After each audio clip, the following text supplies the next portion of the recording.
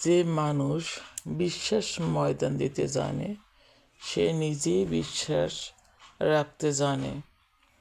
আমার কথাটি আপনি বুঝতে পারছেন কিনা জানি না। আমি এখনও ভালো করে সুস্থ হইনি, কথা বাজে, তাই এত কদিন ভিডিও দিতে পারিনি। বয়স একদম ঠিক নেই।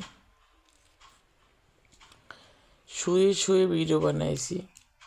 আমি আবারও বলেছি, যে মানুষ বিশ্বাস ময়দান দিতে জানে সে নিজেই বিশ্বাস রাখতে জানে। তার প্রতি কি ভালোবাসা, এটাই বাস্তব।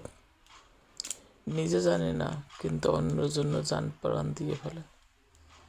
আমার মতন দেখেন, আমি কিন্তু অসুস্থ, তারপরে কিন্তু ফেসবুকে অ্যাক্টিভ থাকার চেষ্টা করি সবসময়।